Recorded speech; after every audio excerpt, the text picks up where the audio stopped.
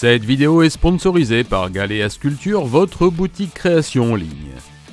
Gargouilles, dragons et animaux fantastiques librement inspirés des chefs-d'œuvre de l'art médiéval, de fabrication artisanale, statues, boîtes, miroirs ou magnettes sont façonnés à la main par Nathalie, l'artiste créatrice à l'origine de la création de cet univers unique et splendide. Alors n'attendez plus et allez visiter la boutique Galéa Sculpture en suivant le lien en description. Vous bénéficierez de 10% sur l'ensemble des produits avec le code SATZIN pour une durée limitée d'1 mois. Alors n'attendez pas.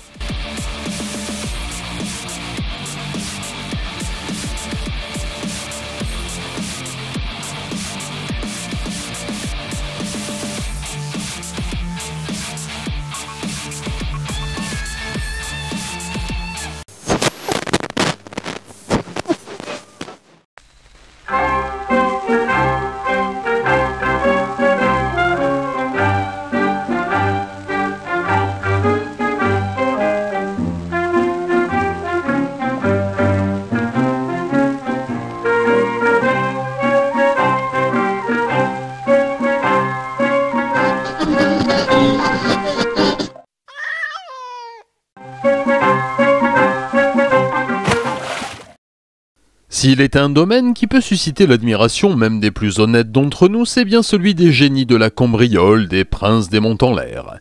Les Panthères Roses, D.B. Cooper, Frank Abagnale Jr. ou Albert Spaggiari font résonner en nous cet attrait pour l'interdit et parfois une pointe d'admiration, si, ne le niez pas.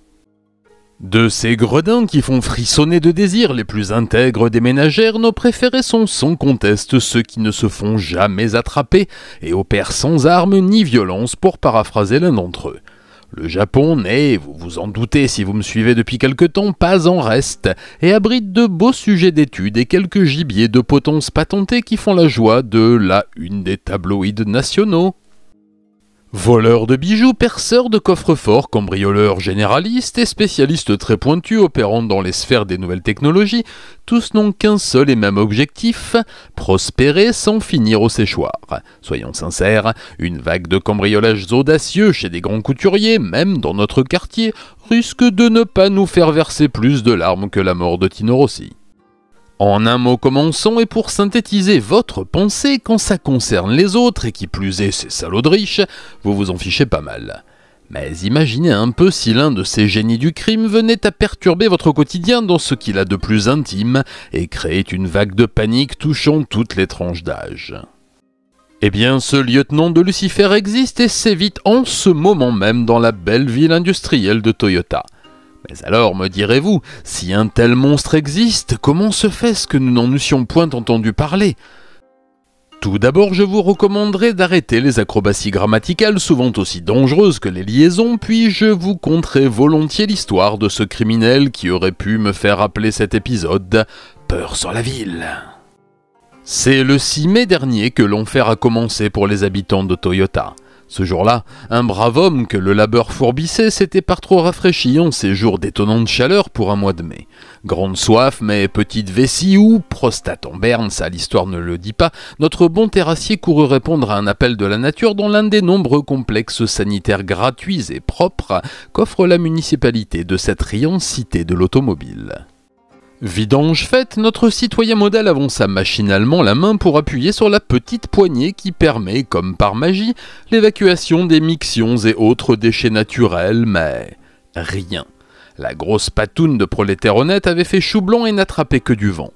La maudite poignée n'était pas là.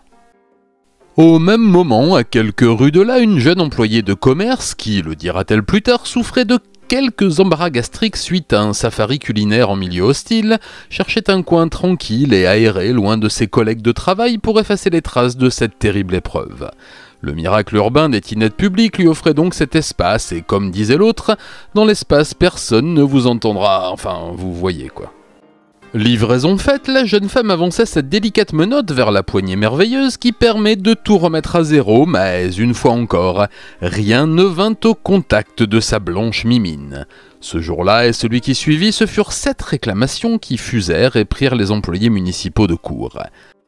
Comment était-il envisageable qu'un tel manquement à l'entretien des biens publics soit possible ? Le plus zélé d'entre eux s'enquérit d'Heurechef de consulter les livrets d'entretien et force fut de constater que les mécanismes avaient tous été changés l'année précédente, comme il est d'usage dans une administration qui sait se tenir. Pour ces héros du quotidien, il fallut bien se rendre à l'évidence, une âme grise volait les poignées des toilettes publiques. Les autorités locales en furent averties et un plan de surveillance au cordeau fut mis en place dans les endroits sensibles, gares, parcs et jardins, mais en vain. Le 12 mai, ce furent 4 poignées supplémentaires qui furent volées au nez et à la barbe des Pandores qui, vexés comme des poux, dépêchèrent même une équipe de la scientifique pour tenter de confondre le malandrin. Pour les blouses blanches, pas d'erreur, ils avaient bien affaire à un pro. L'homme opérait avec tout le matériel nécessaire pour extraire un pareil mécanisme et se gantait pour laisser l'endroit aussi propre qu'il l'avait trouvé en entrant. Un mois plus tard, les plus fins limiers des brigades de Toyota courent toujours après ce génie du crime et la population a peur. S'il peut s'en prendre à nos toilettes, jusqu'où ira-t-il ? S'interrogent les mères de famille du sud du pays. Un retraité promeneur et prostatique tremble à l'idée que ce démon puisse en venir à démonter les poignées intérieures des latrines, condamnant l'usager de passage à une résidence prolongée. Mais surtout, qu'est-ce qui peut bien motiver un tel crime ? Un amant éconduit dont le dernier souvenir est mort dans la faïence, un employé municipal renvoyé arbitrairement et qui se venge de la pire manière qui soit, ou tout simplement un super vilain qui cherche encore sa spécialité.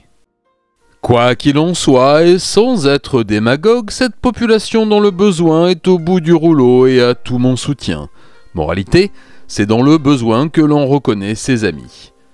Ah, ça n'aura pas duré longtemps, les bonnes résolutions, elles sont loin, les petites bluettes romantiques. Après, c'est pas moi qui fais l'actu, hein, et puis, c'est peut-être grave ce qui se passe. Ah oui, c'est bien, là. Chérie ?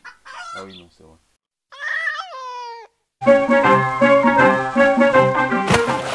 Amis du bon goût, vous le savez, c'est pour ça que vous êtes ici, cette rubrique ne traite que de sujets légers et délicats qui subliment souvent l'esthète qui est en vous. S'il nous est arrivé de quitter un peu notre belle encyclopédie des perversions humaines pour flirter avec de belles histoires d'amour et même l'accomplissement de rêves enfantins contrariés, il ne nous fut point donné occasion, si je ne m'abuse, de traiter des passions humaines. Non pas de ces amours interdites ou mortifères qui privèrent Abélard de ses pendentifs ou le fondement d'Arletty de passeport, mais de celles qui dévorent le travailleur du matin et le damné de la terre. J'ai connu des bataillons de vigoureux portefaix plus portés sur le muscadet, l'andouillette et le PMU que sur la bagatelle, même gratuite. De ces passions humaines, il en existe de toutes sortes, passe-temps chez les dames de la haute ou hobby chez les yankisés. Elles vont du macramé à la collection de dons humaines et toutes, n'en doutons point, doivent avoir leur intérêt. Mais au Japon, s'il est bien une passion qui dévore des millions d'honnêtes sujets de l'intérieur, c'est le pachinko. Kezako, me demanderez-vous en latiniste distingué que vous êtes, ce à quoi je répondrai en toute amitié, parce que je suis comme ça, altruiste et bon camarade, le pachinko est le jeu le plus fascinant jamais inventé par l'homme depuis le Rubik's Cube monochrome. Petite machine à sous verticale et souvent chamarrée, cet attrape-couillon flamboyant captive chaque jour 9 millions de Japonais qui, pour quelques milliers de yens, achètent des paniers entiers de petites boules de métal étincelantes qu'ils glissent dans des fentes en les regardant s'agiter en tripotant un petit manche pour en varier la vitesse. En gros, comme un monteur de chez Dorcel, on regarde valser les boules et on guette les trous assis devant son écran. Les chanceux gagnent des peluches et des cartouches de cigarettes et les coquins vont faire changer leur lot en moules sonnantes et trébuchantes chez le petit yakuza du coin.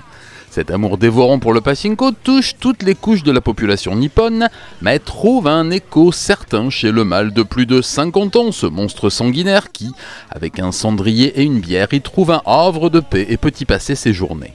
Le Graal pour l'accro à la bouboule argentée étant de trouver un emploi près de l'un de ses dealers de fun, on peut dire que Monsieur Fujita avait eu une veine de cocu.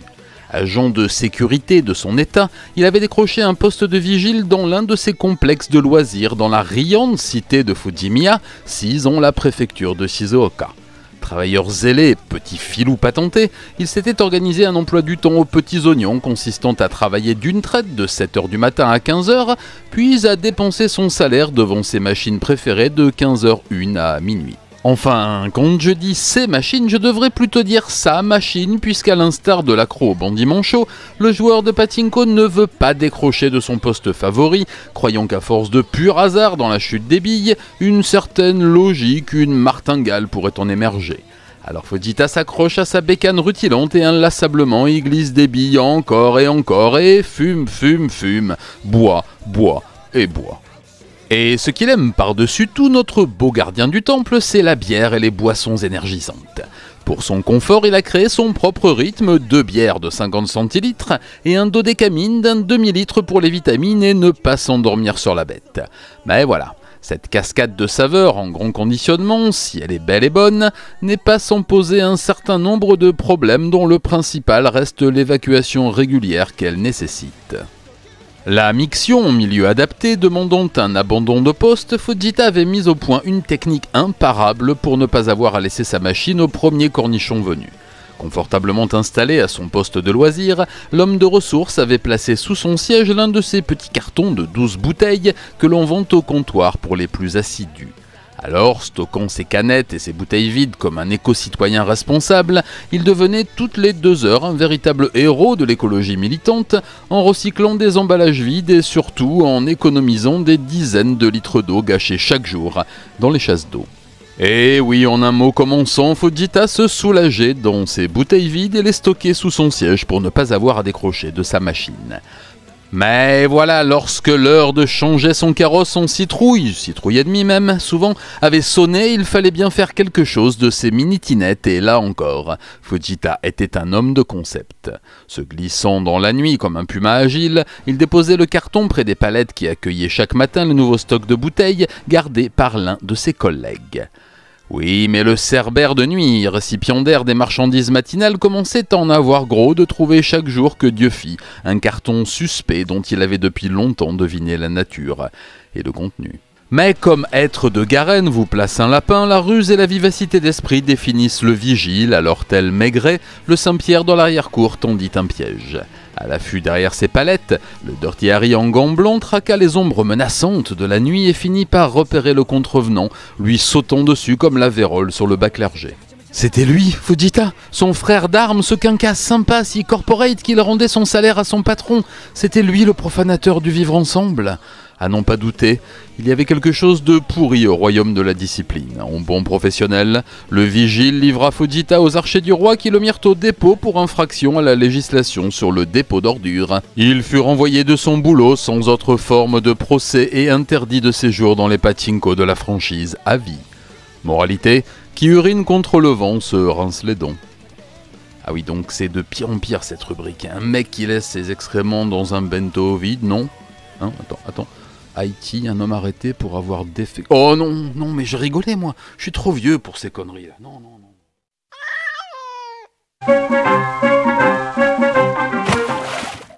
Le privilège de l'âge, ça vous dit quelque chose? Ce petit passe-droit qui vous fait passer prums à la cantine, qui vous alloue de fait un siège dans le métro et vous permet de tancer le pénible qui parle météo au téléphone depuis 1 heure.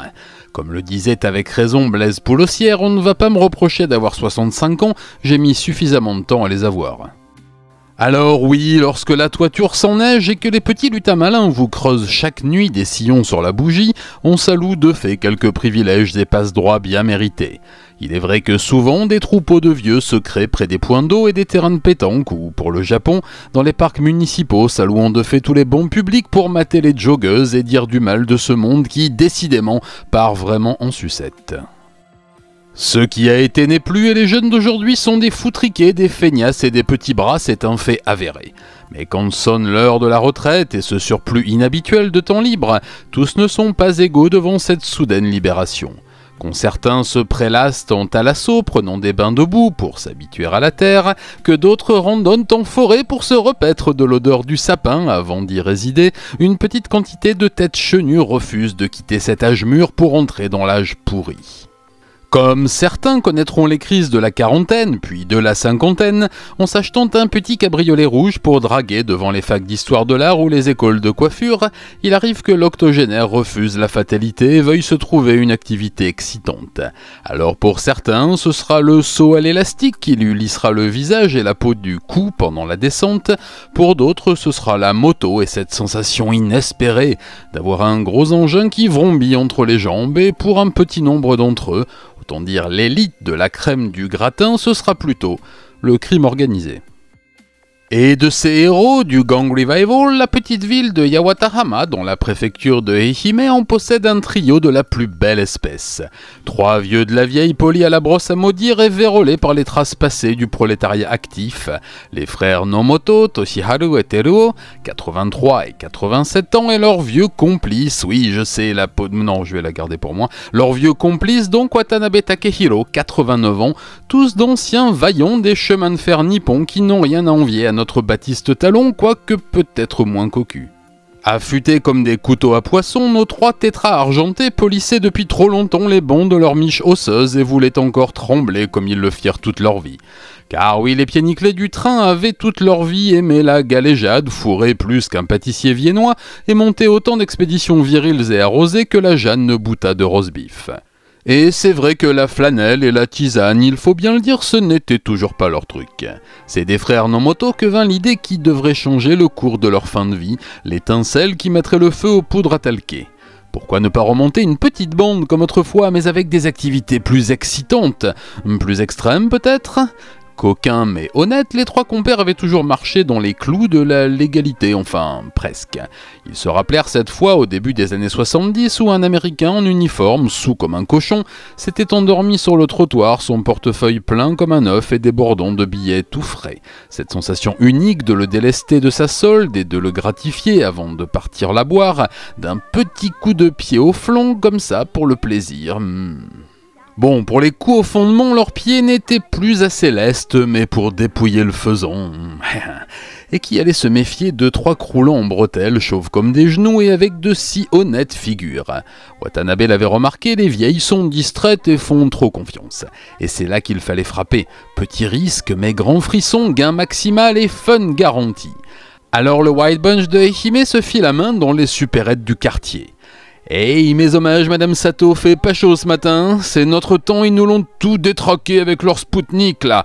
Ah, c'était mieux de notre temps et autres considérations philosophiques de premier plan qui détournaient facilement l'attention de la vieille, la rendant vulnérable aux mains calleuses et décharnées, mais néanmoins agiles des frères Nomoto.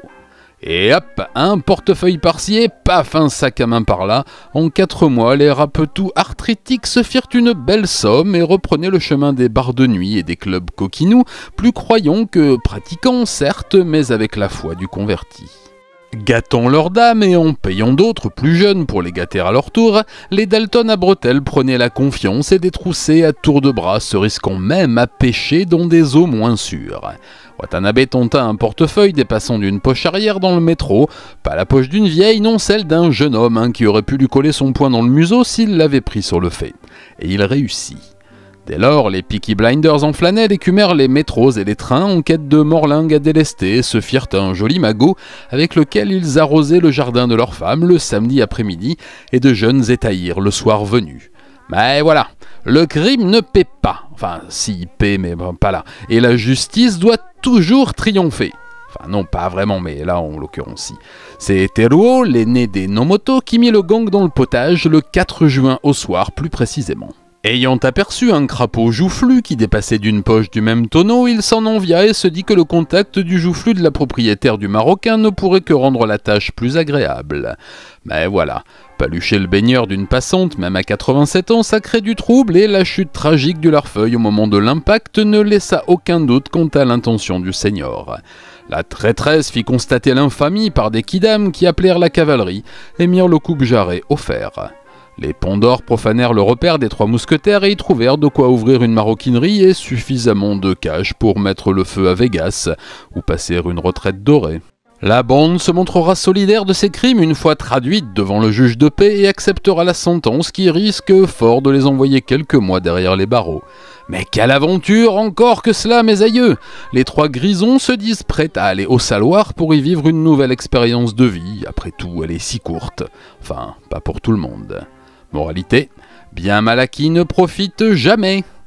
Ça je suis pas sûr en fait, je viens de payer 1000 balles pour refaire ma ligne d'échappement et ce voleur est toujours en liberté, ce pavane.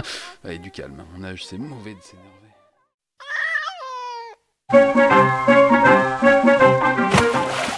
Bonum vinum laetificat cor hominis, mais pas que.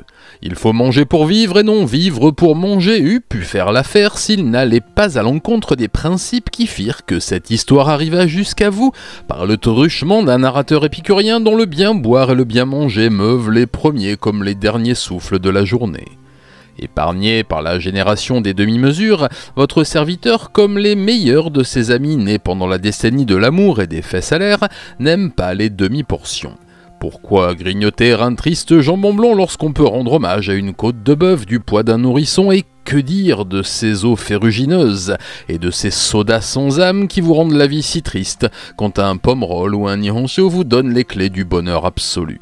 Manger et boire ne sont pas des nécessités vitales, mais des devoirs de plaisir quotidien, alors oui, devant les cohortes grises de boulotteurs de graines se dresse la vieille garde des dévoreurs de gigots, des dégustateurs ventrus de riz de veau et ceux qui noient leur bonheur dans le Saint-Émilion.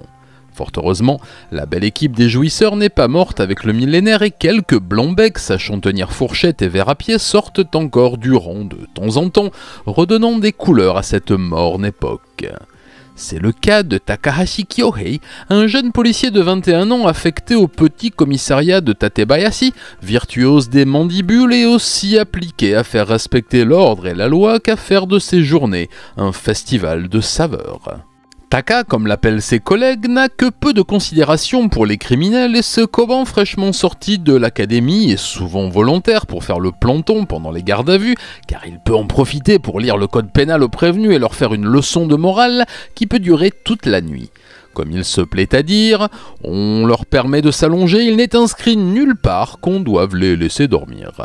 Mu par une morale et un civisme hérité de ses parents, le vertueux Pandore pensait pouvoir remettre les brebis égarées dans le droit chemin par des mots choisis, quelques coups de matraque pour faire couler et une suspension des plaisirs de la vie. Après tout, pensait le Kojak de Gunma, s'ils violent la loi, ils se mettent eux-mêmes en marge de la bonne société et ne méritent plus ces petits bonheurs quotidiens que nous procure la chair, qu'elle soit rôtie ou en bas de soie. Et en matière de plaisir, il en connaît un rayon, le bougre. La valeur n'attend pas le nombre des années. Outre son beau penchant pour la dive bouteille, ce qu'aime notre héros, presque plus que sa mère, c'est ce poisson d'argent qu'on rôtit ou qu'on frit et que l'on nomme Sanma dans notre beau pays. Fier nageur du Pacifique, ce lointain cousin de la sardine au nez pointu et à la robe azur scintillante, dont la maman est bien gentille, faisait la joie du justicier gourmet depuis sa plus tendre enfance. Plus que n'importe quelle friandise, il en convoitait la chair à chaque instant, et aurait volontiers dérogé à tous ses principes pour en déguster même sur la tête d'un pouilleux, et c'est justement ce qui arriva. Dans le beau commissariat de Tatebayashi, comme dans nombre de geôles nippones, la nourriture est une chose importante et les plateaux font l'objet d'une attention toute particulière. Tonkatsu, puis saba, karaage ou hamburg, le chef alterne les plaisirs et les détenus mangent viandes et poissons tous les jours, comme devrait pouvoir le faire tout un chacun. En mai 2022, ayant obtenu une rallonge du ministère, le gâte sauce du district eut une louable idée. Pourquoi ne pas mettre du sanma au menu et régaler nos détenus? Le 9 mai au matin, venant prendre son service, Taka le taquin constata que la récolte avait été bonne en voyant 3 gibiers de potence séchés dans les cellules de garde à vue. De garde pour la journée, il allait se régaler plus qu'il ne le pensait. La matinée se passa entre morale et lecture d'articles de loi, coups de matraque sur les barreaux pour l'ambiance et petits sobriquets humiliants pour le rapport humain. Vers 11h45, le petit triporteur déposa les repas des prisonniers sur le comptoir de l'accueil et le planton sonna Taka. Il était l'heure de nourrir ses petits protégés. Mort de faim, mais consciencieux, le gardien de la paix saisit les gamelles et faillit défaillir. 6 poissons d'argent de la plus belle espèce qui soit, grillés à la perfection et encore fumant dans les effluves divines emplissaient déjà la geôle. De telles merveilles pour ces coupes jarrées, de la confiture au cochon, se dit notre héros dans un éclat de génie. Sans plus tergiverser ni se poser question, il se lécha les doigts et ôta les poissons. Oh, un alexandrin. Puis il donna le riz à la bien triste soupe en humant les sardines et leur léchant la croupe. Un autre, ça suffit Alexandre. Dès lors, 2 fois par semaine, le menu comporta cette divine pitance et Taka s'en faisait péter la sous-ventrière priant tous les dieux pour que les cellules soient pleines et que les poissons se multiplient plus encore qu'à Tibériade. Aux récalcitrants qui réclamaient leur dû, il répondait par un coup de matraque dans les barreaux, voire dans le museau pour les plus insistants. Mais voilà, vous le savez les amis, il y a toujours des empêcheurs de s'empiffrer en rond et toutes les bonnes choses ont une fin. Tant va la cruche à l'eau qu'à la fin ça suffit et trouvez donc la rime qui se termine en fi. Le gardé à vue est souvent ingrat et lorsqu'il peut encore parler, il lui arrive de baver des choses monstrueuses sur ses protecteurs d'un temps. Et l'un d'entre eux, ignoble gnome gluant, avait justement dénoncé son ange gardien en casquette et l'accusé de l'affamer lors de ses nombreux passages au saloir. Par acquis de conscience, un chef de poste, plus intéressé par le sort de la viande à cachot que les autres, jeta un coup d'œil sur les caméras des cellules et constata les faits qui lui étaient reprochés, comme on dit dans le jargon. Mis à pied de rechef, comme le pire des larrons, le petit flic amer rentra chez son daron. Pleurant sa carrière qui déjà s'envolait, il jura mordicus de ne jamais voler. Ça suffit maintenant, c'est pas l'anniversaire d'Alexandre. Bon, reprenons. Le gardien de la paix, Takahashi, a été renvoyé par la police et attend maintenant son jugement, mais dans sa grande mansuétude, son officier ne l'a pas placé en garde à vue. À son grand regret d'ailleurs, cette semaine-là, il y avait du sanma. Moralité, l'argent peut acheter le bonheur, il se nomme nourriture. Oui, alors je sais, c'est nul, mais j'étais sur la réserve là en fait. C'est un truc que j'ai vu sur une ardoise dans un restaurant. Ça m'est revenu d'un coup là, comme un mauvais ragoût.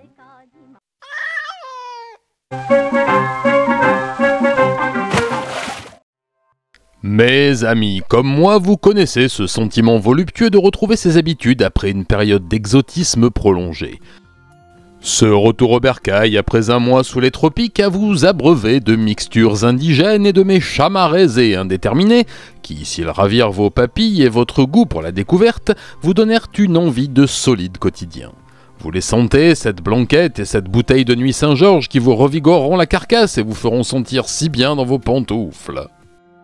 Car oui, comme disait l'autre, si les voyages, y a rien de mieux pour voir du pays et que changement d'herbage réjouit les veaux, il n'y a pas à dire, ma bonne dame, il y a bien que chez soi qu'on est bien loin des malfaisants. Alors je sais, je vous ai trimballé chez les zinzins de toutes sortes, les paraphiles protéiformes, les gourmands et les coquins, et je sais que votre soif d'ailleurs a été étanchée. Nous voilà de retour à la maison, mes chéris, et notre blanquette à nous, et n'y voyez aucune allusion salace, nous serons d'accord pour admettre qu'il s'agit bien des fétichistes et voleurs de sous-vêtements. Bravo, je savais que je pouvais compter sur vous. Pour nous repaître de ces histoires salées et flatter nos plus bas instincts, il va nous falloir aller jusqu'à Oharu dans la préfecture d'Aichi, où réside le sieur Yamashita Tsutomu, 41 ans, livreur de profession. Comme tous ses petits camarades de jeu, je parle bien des voltigeurs de balcon et des artistes de la corde à linge, Monsieur Yamashita a, il faut bien le reconnaître, un petit problème relationnel avec les femmes depuis sa plus tendre enfance. Je sais, ça fait un peu cliché et les plus pointus en inclusion quantique d'entre vous me diront sans doute que ce sont donc des pensifs de cet acabit qui nous valurent les heures les plus sombres de notre histoire. Soit, mais à cela je répondrai juste « Oh, ça va maintenant, hein ». Monsieur Yamashita donc, après des années de regards concupissants sur ses camarades de classe, puis ses collègues de travail, accumulant les non-réussites dans ses tentatives d'approche du beau sexe, et ce, malgré une véritable envie de sa part, comme quoi la volonté seule ne suffit pas, avait décidé de se consacrer entièrement à sa nouvelle passion, sorte d'interface entre l'être désiré et la réalisation de ses désirs charnels, la collection de sous-vêtements féminin. Mais attention, attention, très sélectif, presque élitiste dans son rapport à l'art, Monsieur Yamashita n'est pas un paraphile du textile comme les autres. Il a même un peu de mépris pour ses confrères voleurs de collants, de chaussettes ou de soutien-gorge. Je ne vous dis même pas ce qu'il pense des chouraveurs de godasses. Son mépris à leur égard est à peu près aussi grand que ma boîte à tabac. Monsieur Yamashita, appelons-le Yamashita tout court, ça se fait beaucoup au Japon et c'est quand même plus respectueux que mon petit pote ou tête de nœud. Lui, son truc, c'est la culotte, le string, le panty, enfin, en un mot commençons, le petit linge du joufflu. Ah ah, me direz-vous, non sans un certain dédain, si, ne niez pas, je le sens, mais que cette passion est donc facile à assouvir. Il suffit d'en commander sous pli discret sur toutes les plateformes de vente par correspondance. Banane. Ah, vous êtes bien mouché là. Ce qu'il aime, notre petit pote, puisque c'est comme ça que vous semblez vouloir l'appeler, je ne vous félicite pas d'ailleurs, c'est la lingerie du grand panier à gauche de la machine à laver, pas celle qui sèche sur la corde à linge. Et celle-là, croyez-moi, elle ne se commande pas sur un site de vente en ligne. Enfin, si, mais ce n'est pas les mêmes... Oh, et puis flûte, c'est qui raconte l'histoire, hein? Bon, mais dans son malheur, Yamashita a beaucoup de chance. Il aurait pu être plâtrier ou boulanger... Alors là, je voulais faire une blague avec Mich, tout ça, et puis au dernier moment, voilà. Mais voilà, notre petit Lupin du caleçon de la veille est livreur de repas à domicile. Chaque jour, chevauchant sa mobilette rutilante et rehaussée d'un plateau de transport aux proportions parfaites comme ma boîte à gants, j'arrête, c'est la dernière, promis, il parcourait la ville pour distribuer les délicieux bento préparés par son restaurateur de patron. Pour ce faire, il entrait ou du moins mettait un pied dans les vestibules de ces dames et n'y voyait aucune allusion graveleuse, le temps bien souvent pour elle d'aller chercher la pointe parce que vous savez ce que c'est, les livreurs n'ont jamais la monnaie, et pas bête comme ça, hein. La différence c'est pour Bibi, la bouffée froide, mais monsieur, mais là je sens que je m'égare. Profitons de la minute nécessaire pour madame acquérir la monnaie, Yamashita se glissait dans les buanderies, souvent à l'entrée des appartements au Japon, et d'un coup de papate experte et agile, on extrayait les culottes tant convoitées.